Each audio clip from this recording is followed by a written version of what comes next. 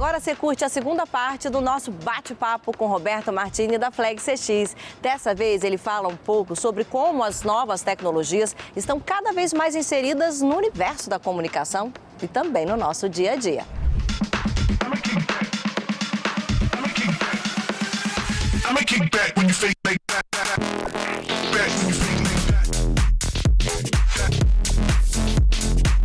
É isso, né? São ondas mesmo, né? Então, a gente vê essas ondas acontecendo com a própria cripto, né? Que é um dos melhores usos que a gente vê de blockchain, né? Ou tipo a essência, ou que é o fundamento que está por trás também do blockchain, lá.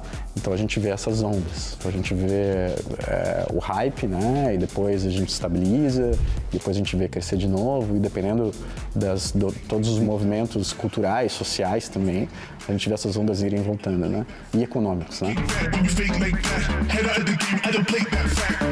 Isso também cria uma reflexão nossa sobre o que faz sentido ou não nesses lugares, porque assim, quando na hora que para da especulação do jeito que estava, porque também é uma especulação muito alta, quando tem muito dinheiro, a gente começa a filtrar aqueles projetos que fazem ou não fazem sentido. Muitos dos projetos que não fazem sentido morrem mesmo, mas muitos se sustentam, né? E começam a criar a base e a fundação para o que deve ser. Então, aqueles que fazem mais sentido dentro desses movimentos, geralmente eles se mantêm, eles continuam sendo suportados.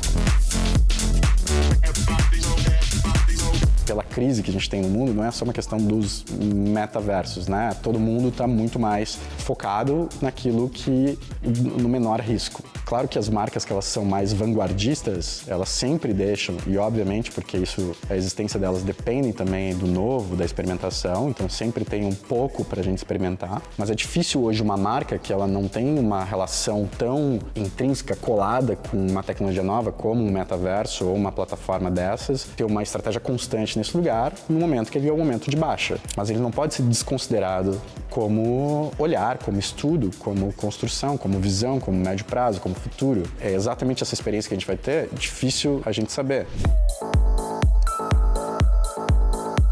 A gente está olhando para o mundo como um todo, é ESG, né? Então, e esse é um efeito que já vem acontecendo há muito tempo, de tipo, empresas e aí os grandes fundos de investimento focarem desde da carta da BlackRock lá atrás, desde do movimento de 2, 3 anos atrás, do Fórum Econômico de Davos falando sobre orientação sobre as novas empresas, o novo capitalismo, que é ESG, né? Então, assim, as empresas precisam ter uma política mais clara em relação às suas práticas, né? Em relação ao meio ambiente e às suas práticas em relação sociais também. Isso nem é uma questão, obviamente, para mim, quando uma empresa tem que ter um departamento de ética, já tem alguma coisa errada, né? Hoje em dia.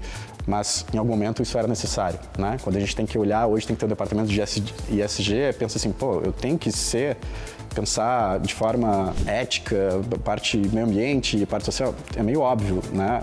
Mas, enfim, é a forma que as pessoas usam para conseguir acelerar essas transformações. A dificuldade ainda é que é um termo muito, muito novo e existe uma dificuldade de criar o padrão do que é isso, né? E quando a gente começa a ver, e aí teve muito greenwashing no passado também sobre esses termos, né? Desde quando a gente começou a falar sobre inovação consciente, ou organizações conscientes, enfim.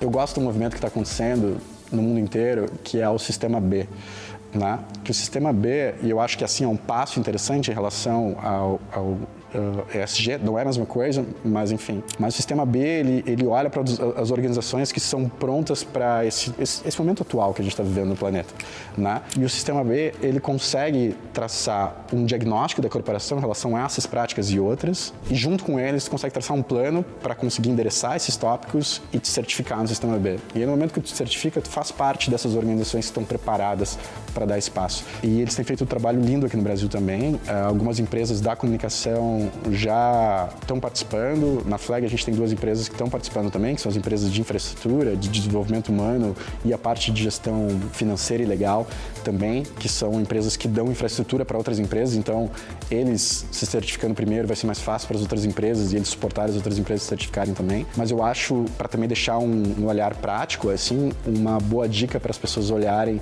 e se informarem sobre o que é o Sistema B, porque eu acho que é um lugar acionável que prepara as organizações e até mesmo os líderes também para esse momento que a gente precisa se adaptar e fica cada dia mais urgente, né? O conceito da essência do que era uma agência no passado, né? Ele era um agente de distribuição energética. No momento que ele começou a se perder, ele virou o grande nó de concentração de energia, ele perde a sua essência, né?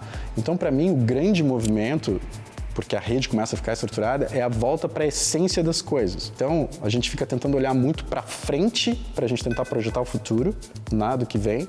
E para mim, o meu movimento é tentar olhar para trás para ver qual que é a essência das coisas. O porquê que aquilo nasceu, porquê que aquilo existe de fato. E eu acho que no mundo fragmentado só tem função de existir aquilo que é muito essencial. Se não é essencial, a rede ataca, porque ele não é necessário. Ou ele vai ser essencial para algum outro nó, não para mim. Então, se eu estou fazendo alguma coisa que não faz parte da minha essência, eu não devo estar fazendo. Alguém que aquilo faz parte da essência deveria estar fazendo aquilo. Então, para mim, essa é a forma que eu tento olhar para frente, é tentar olhar para a essência das coisas, que basicamente é olhar para trás, né?